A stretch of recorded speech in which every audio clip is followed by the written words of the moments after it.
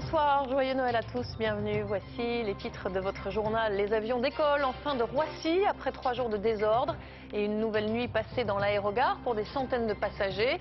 Air France et Aéroports de Paris se renvoient la responsabilité. Loin de la polémique, les vacanciers respirent. C'est bon, on a nos cartes d'embarquement, on passe la sécurité et on embarque. La neige s'éloigne, mais le froid arrive en force. Les températures vont descendre très bas cette nuit. Il pourrait faire moins 20 degrés par endroit. Reportage dans un village où le froid empêche la neige de fondre et bloque des villages entiers. Le retour de la grippe en France, le H1N1 qui a déjà fait un mort et le virus classique. Le stade épidémique pourrait être atteint ce week-end. Là, je trouve qu'elle est arrivée un petit peu tôt, avec des grippes bien cognées, 39-40 pendant 4-5 jours. Pour la première fois, elle parle. Les familles des 5 Français enlevés en septembre dernier au Niger. Un changement de stratégie pour qu'on ne les oublie pas. 8 Français, je vous le rappelle, sont actuellement retenus en otage dans le monde. Partout en France, on a fêté Noël. Retour sur une soirée de réveillon. Moment incontournable que l'on soit en famille, militaire loin de chez soi, bénévole ou sans abri. Et puis nous revivrons dans ce journal les grands moments de sport de l'année 2010, les titres, les médailles, la joie et l'émotion. Des avions qui décollent à l'heure. De Roissy, on n'avait pas vu cela depuis plusieurs jours. Neige et pénurie de liquide de dégivrage ont bloqué jusqu'à ce matin des milliers de vacanciers. Aujourd'hui, Air France et Aéroports de Paris se renvoient la responsabilité du désordre. Romain Boutilly, Aferdit Ibrahimaj et David Dameda. On s'en étonnerait presque. À Roissy, les avions redécollent. Les vols s'affichent à l'heure sur les tableaux et les sourires aussi sur le visage des passagers. On sera content quand on sera dans l'avion, mais ça a l'air de s'arranger. Donc a priori ça part, les problèmes sont résolus quoi. Ça a l'air. Ouais. La fin d'une épreuve, après 48 heures de galère, jusqu'à 2000 passagers bloqués et même 200 contraints de passer le réveillon dans l'aérogare hier soir. Une pagaille historique, la raison, un problème d'approvisionnement en glycol, ce liquide précieux qui permet de dégivrer les avions. Jeudi, Aéroport de Paris annonce que son stock de glycol est épuisé. Résultat, un vol sur 2 annulé et Roissy paralysé. Ce matin, la ministre des Transports s'est rendue sur place. Regrettant ces dysfonctionnements, elle demande une mission d'inspection. C'est pour comprendre pourquoi on a dégivré seulement 10 avions à l'heure. Est-ce qu'on a manqué de glycol, je veux dire, au point d'en manquer? Est-ce qu'on a juste risqué la pénurie ou est-ce qu'on a vraiment été en situation de pénurie? Alors, qui est responsable? Aéroport de Paris, le gestionnaire de Roissy ou Air France, la compagnie cliente d'ADP? Hier, le PDG d'Air France pointait clairement du doigt ADP. Il est surprenant et peu admissible qu'un aéroport tel que Roissy ait ce problème d'approvisionnement. C'est un cas isolé en Europe. Ce matin, les deux parties se renvoyaient la balle. J'ai dit ce que j'avais à dire et aujourd'hui, ce qui est important, c'est que les passagers peuvent retrouver le moyen d'arriver à leur destination. Je réponds que je ne polémique pas avec des clients. Donc Air France a une opinion, je n'ai pas la même, je ne vous le cache pas, mais vous n'allez pas obtenir de moi le moindre début de commencement de polémique. Nathalie Kosciusko-Morizet a également mis en cause les compagnies low cost, critiquant une absence de suivi et un manque d'information aux passagers. Même si ce qu'il est convenu d'appeler l'épisode neigeux faiblit de manière significative, la vigilance orange est levée partout. Le froid s'abat très nettement sur la France. Regardez la carte, il fera -7 à Lyon cette nuit, -6 à Tours et à Rennes, -8 à Dijon, -13 à Nancy et dans les endroits les plus froids du Jura, le thermomètre pourrait descendre jusqu'à -20 degrés. Dans le nord, justement, on se croirait presque dans le Jura. La neige tient bon depuis plusieurs semaines.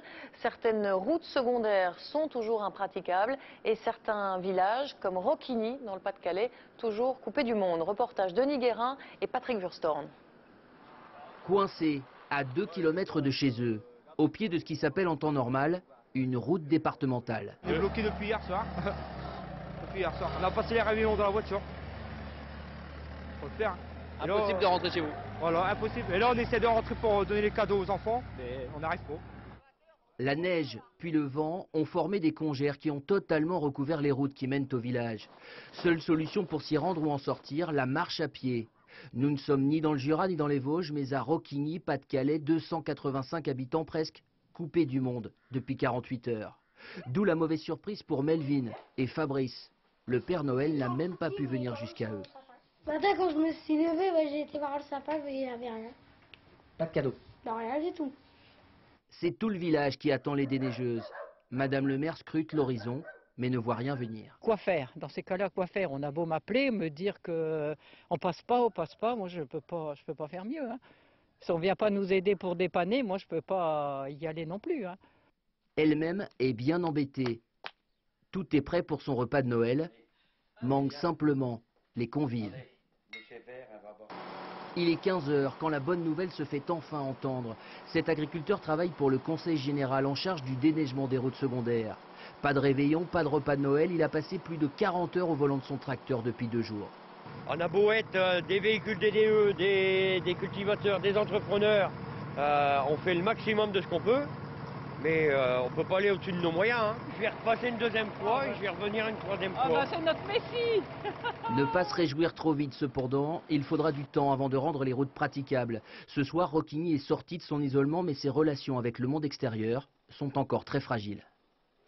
Des températures glaciales, donc le plan grand froid a été déclenché hier par la préfecture de Haute-Garonne. À Toulouse, 74 places d'hébergement supplémentaires ont été libérées pour les sans-abri et des repas chauds servis par les bénévoles du Secours catholique. Alors pourquoi fait-il si froid au point que l'on en vient à mettre en doute le réchauffement climatique? Eh bien justement, selon certains scientifiques, c'est parce que la banquise fond dans l'Arctique que le froid paralyse le nord et l'est de l'Europe tous les ans à la même période. Les explications de Florence Mavic et d'Arnaud Jacques. Destination le Danemark. Voici ses moulins et ses automobilistes figés dans la neige. Aux 4 coins de l'Europe, chacun vit la même histoire. Mais tout en haut du continent, au pôle Nord, pas besoin de bonnet ni d'écharpe, ces pingouins auraient presque trop chaud. Car le pôle Nord est au cœur du réchauffement climatique, sa banquise fond. Et si ce phénomène était responsable de la chute du thermomètre sous nos latitudes? Explication: en été, les rayons du soleil sont normalement renvoyés par la glace. Celle-ci s'amenuisant, les rayons sont absorbés par l'océan Arctique, sa température augmente. L'hiver venu, il libère dans l'atmosphère des flux chauds, humides, qui se heurtent à l'air glacé du pôle Nord. Certains scientifiques estiment que ce choc pousse les vents polaires au-dessus de l'Europe, d'autres sont plus prudents. Entre ce qui peut se produire dans la région arctique et ce qui peut se produire à nos latitudes, toujours un lien complexe qui passe par les mouvements de l'atmosphère, qui passe par une influence sur les mouvements de l'atmosphère, sachant qu'à nos latitudes, ces mouvements de l'atmosphère sont aussi un peu chaotiques.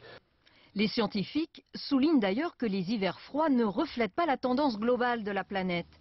La température moyenne sur la Terre est de 14 degrés.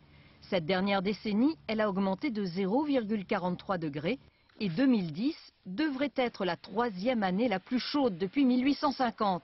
La preuve, début décembre, on se baignait encore en Corse. La glace fond dans l'Arctique et l'eau monte en France. Si vous habitez près de la Seine, vous avez certainement remarqué son niveau inhabituel. C'est la conséquence de la fonte de la neige aux abords du fleuve. Pour autant, le retour du scénario de 1910 n'est heureusement pas à l'ordre du jour. Sarah Bernuchon, Mathieu Nivenglowski. À Paris, pas de promenade sur les berges pour cause d'inondation. Avec 3,70 m de hauteur d'eau, le niveau de la Seine est critique pour cette compagnie de promenade touristique qui passe tout juste sous les ponts et doit même parfois faire demi-tour. Les règles de sécurité nous imposent à ne pas passer le pont des Invalides et à faire demi-tour, à retenir en aval de Paris. Il n'y a pas assez d'espace, quoi. Il n'y a pas assez de marge entre le haut du bateau et l'intrados du pont. Du jamais vu depuis mars 2006, les habitants de ces péniches commencent eux aussi à s'inquiéter. Il faut être très vigilant parce que, évidemment, quand la Seine monte, les cordages tirent. Donc il faut vraiment être là tout le temps si ça monte très vite, parce que ça peut monter vite. Il faut être sur le bateau. La préfecture annonce jusqu'à 4,50 m d'eau dans le week-end. En cause, les fortes précipitations et les chutes de neige sur Lyon ou la Marne qui finissent par s'écouler dans la Seine. Conséquence de forts débordements comme en 1910, la plus grande crue jamais connue, le fleuve avait envahi de nombreux quartiers de la capitale. Mais pas d'inquiétude à l'heure actuelle selon la préfecture, le risque de montée des eaux ne devrait pas engendrer de dégâts significatifs.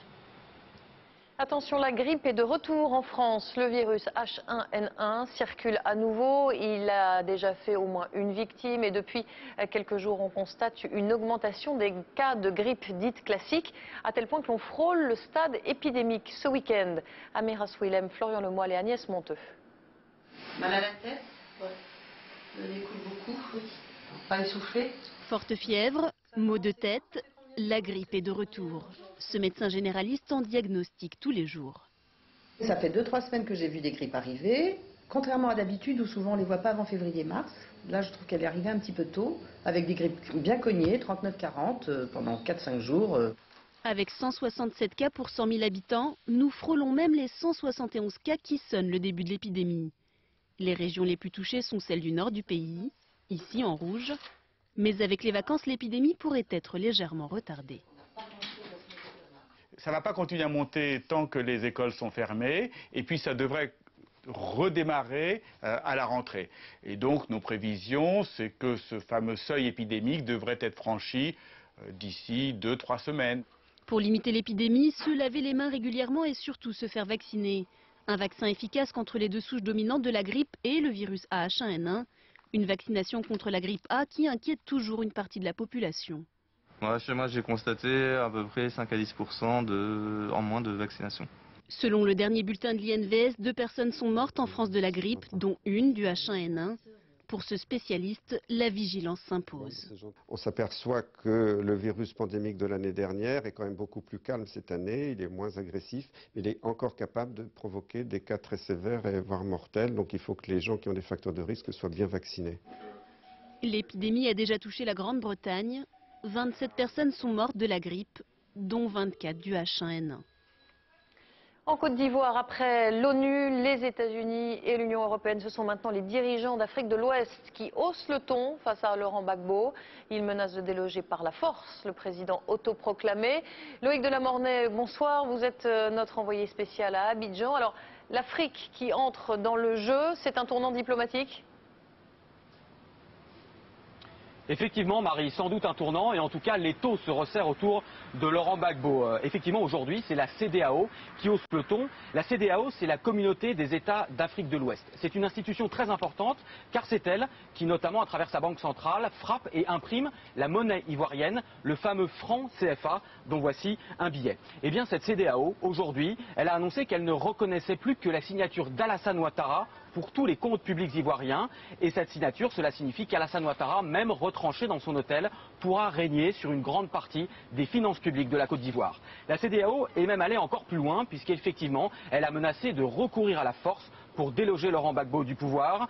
Et cette force, eh bien, c'est la première fois qu'une institution internationale, qui plus est africaine, eh bien, l'évoque publiquement et ouvertement. En tout cas, cette menace, ce soir, a été rejetée par le camp de Laurent Gbagbo. Loïc Delamornay en direct d'Abidjan, merci beaucoup pour ces précisions. 100 jours de détention, 100 jours de silence. Les familles des 5 Français enlevés le 21 septembre au Niger veulent assurer un devoir de vigilance très discrète jusqu'ici. Elles semblent vouloir changer de stratégie. Al-Qaïda au Maghreb, qui a revendiqué cette prise d'otage, réclame notamment le retrait des troupes françaises en Afghanistan. Gilles Rabine. 100 jours, prisonniers du désert aux mains de terroristes d'Al-Qaïda au Maghreb islamique. 100 jours pendant lesquels les familles des 5 otages français enlevés en septembre dernier ont respecté la consigne de silence imposée par le gouvernement. Aujourd'hui, dans un communiqué, ces familles ont décidé de rompre le silence. Le silence observé dans les premiers mois n'a rien fait avancer. L'argument du silence tombe à plat. On sait que les otages ont été séparés en plusieurs groupes et qu'ils sont détenus dans l'Adrar des Ifoga, un désert aride de pierre et de sable au nord du Mali. Dans ces montagnes, la France aurait réussi à faire parvenir des médicaments à la seule femme otage, Françoise Laribe, qui souffre d'une grave maladie. La situation des otages au Mali est encore plus compliquée que celle des otages en Afghanistan, car ces terroristes sont aussi d'importants trafiquants d'armes et de drogue.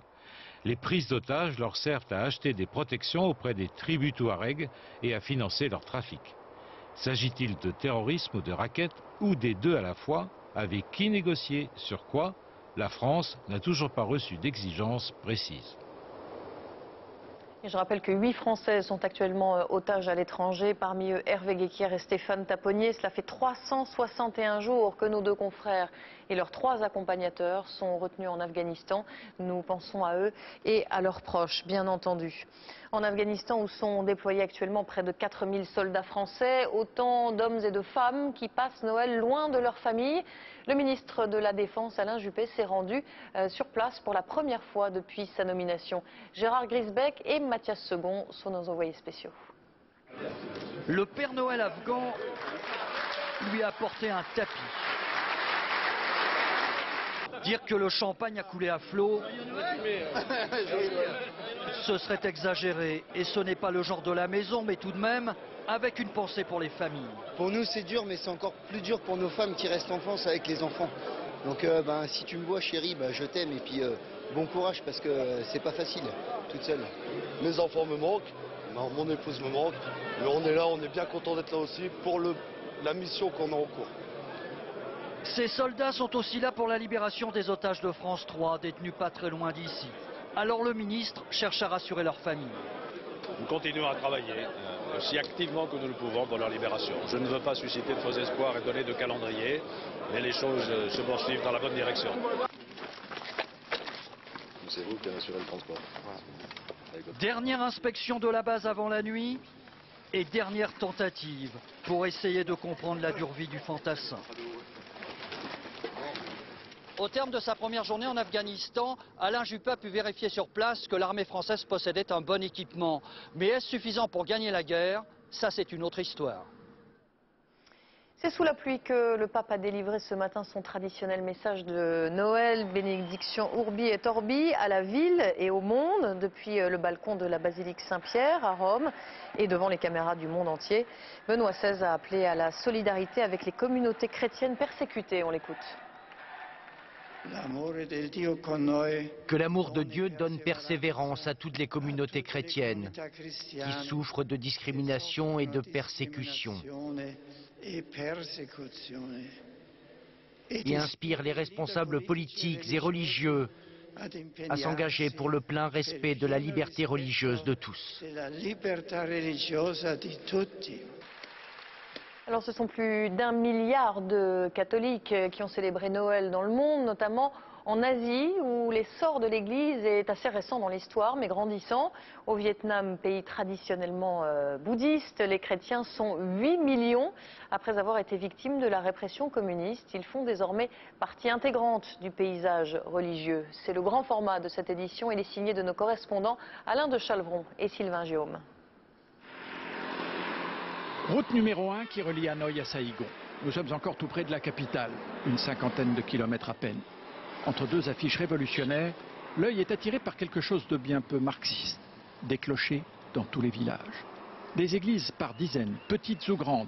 On se croirait en Italie du Sud. 5 églises, dont une construite en 1997 pour ce seul petit bourg de Tan Phong, 2000 habitants. Des vierges, des Saint-Joseph, des croix partout. Et chez les gens, des petits hôtels qui cohabitent en harmonie parfaite avec le portrait de l'oncle Ho. Ici, les habitants sont tous catholiques. Les 4 anciennes églises ont été construites, mais avec l'accroissement de la population, c'est devenu trop petit. Alors on s'est cotisé et on a construit cette nouvelle église, commencée en 1994 et terminée 3 ans plus tard. Un peu plus au sud, la petite ville de Phat Diem offre à ses 5600 paroissiens une cathédrale au style pagodé unique au monde. Dès l'aube, à 5 h du matin et à la nuit tombée, les catholiques du coin s'y donnent rendez-vous 365 jours par an pour un office. De quoi faire pâlir d'envie un curé français. Je viens ici très souvent, dès le matin pour la messe de 5 h et le vendredi soir c'est la messe pour les jeunes. Alors j'y vais aussi.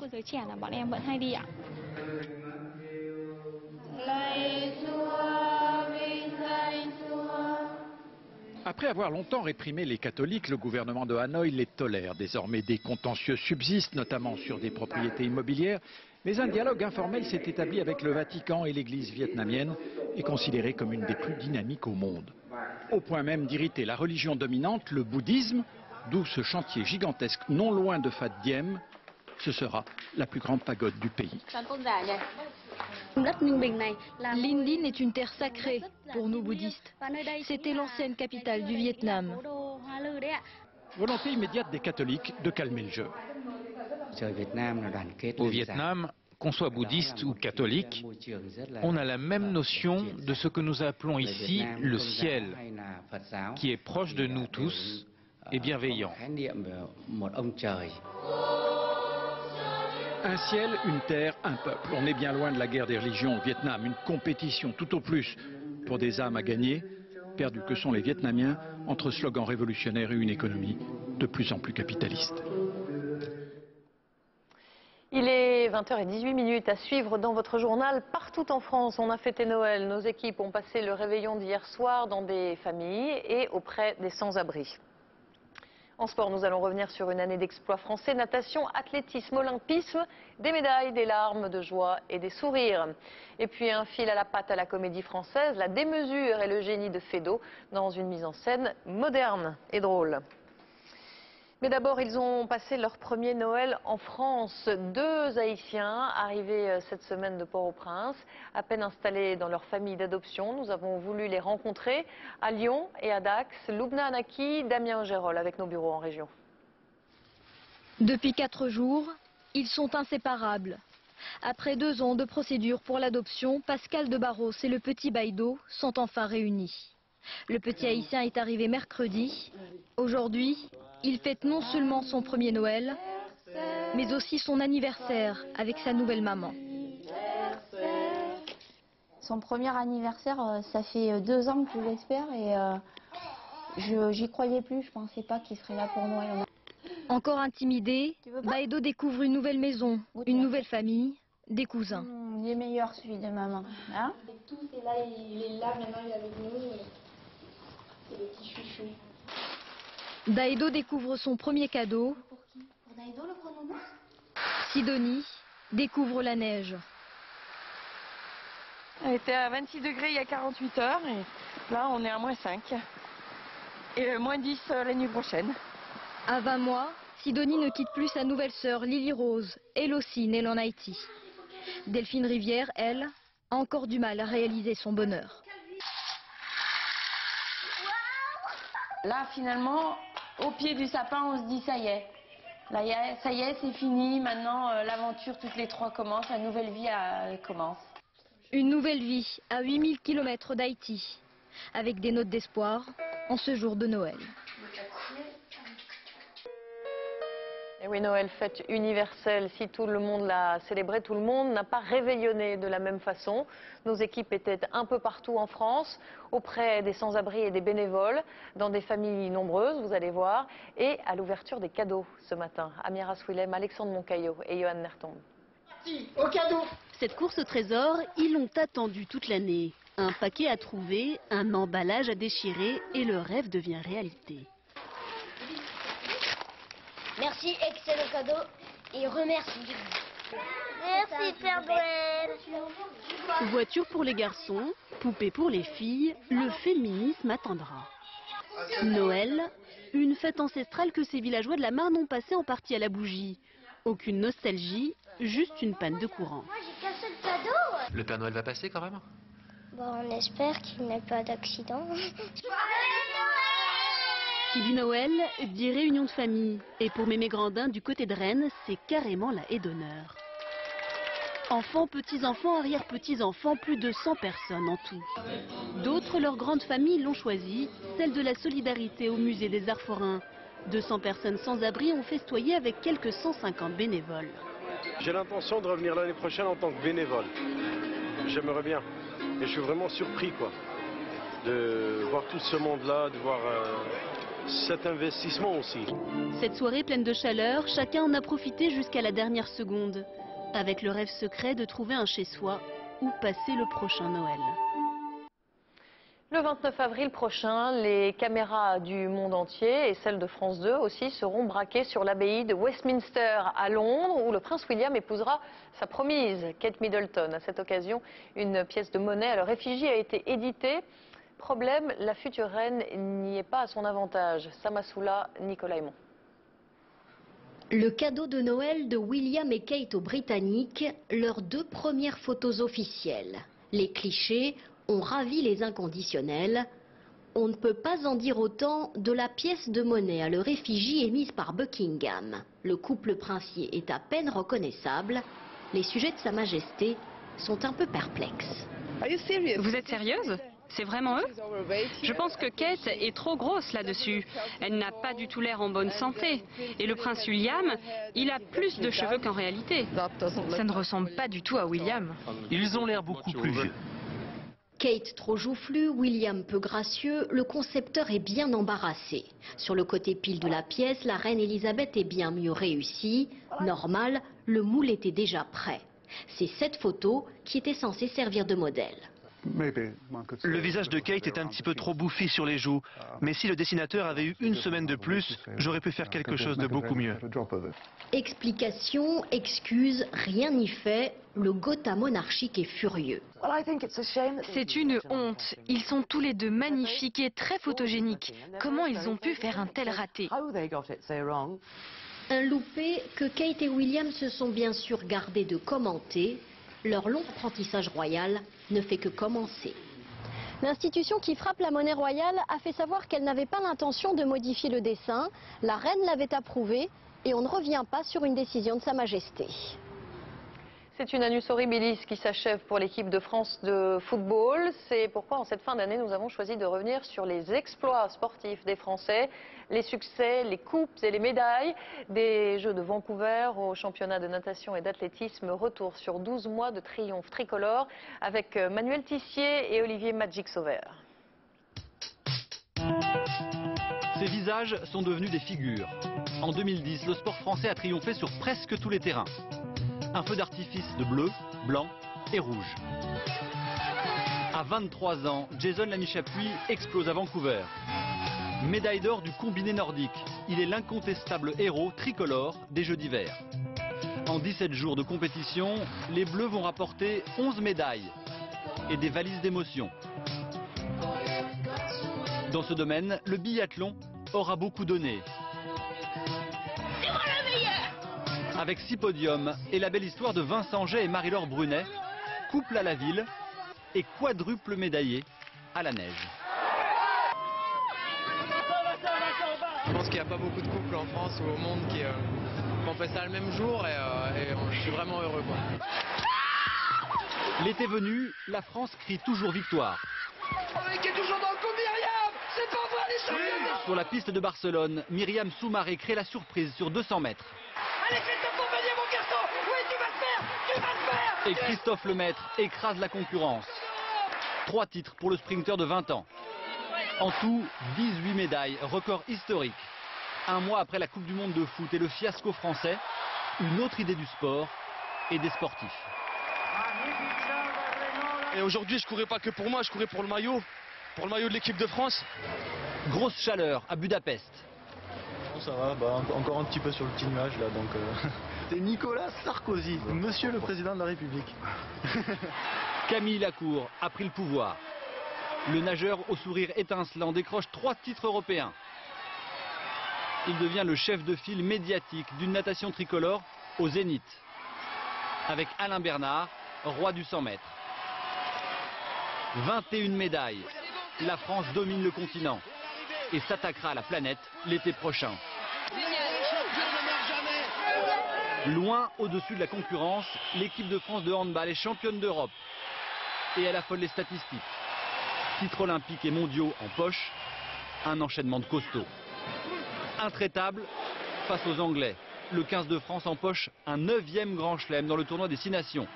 Mais à un an de la Coupe du Monde, les géants d'Europe ne font pas encore le poids contre les nations du Sud. Pour Maureen Nissima, 2010 restera l'année d'un chef-d'œuvre sous la voûte du Grand Palais. Championne du monde d'épée à domicile. J'ai fait 3e, j'ai fait 2e. Ouah, ça y est. Comme l'équipe de France d'épée, Sébastien Loeb et Teddy Riner ont écouté la Marseillaise cette année. Dans leur discipline, ils sont les meilleurs et il n'y a pas de raison que ça change en 2011.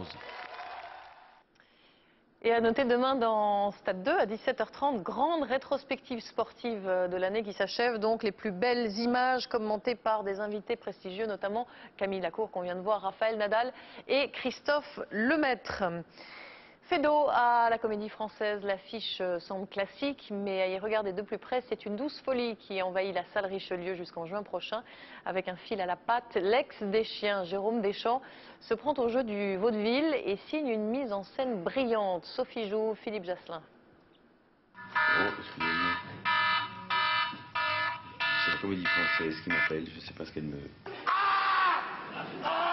Un ovni dans le rôle de Bousin. Camille Bousin. Je dois tenir rendez-vous. Arrivé depuis peu à la Comédie Française, Christian Eck est un hybride entre Buster Keaton et Mr Bean.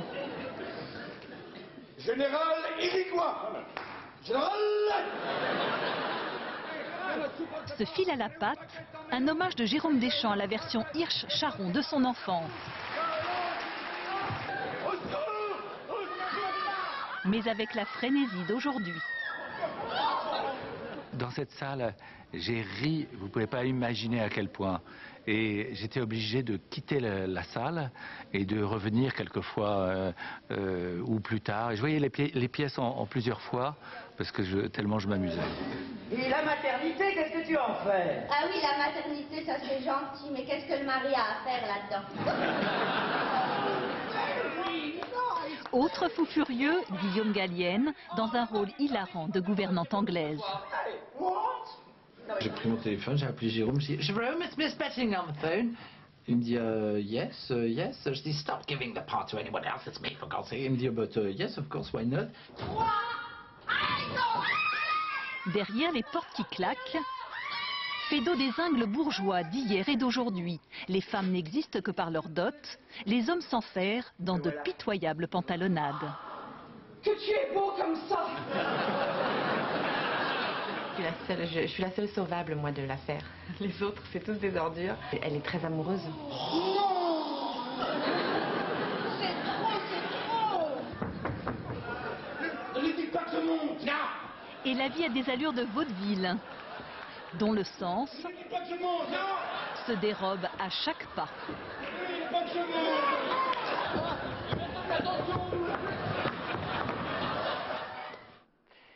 Avant de refermer ce journal, je vous en rappelle l'une des principales informations, c'est le grand froid qui s'installe.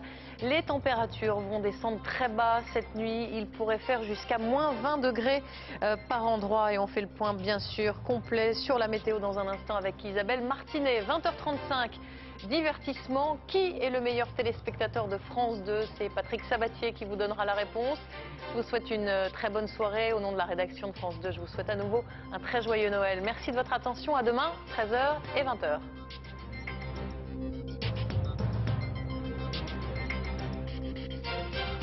L'info en continu, c'est aussi sur France2.fr.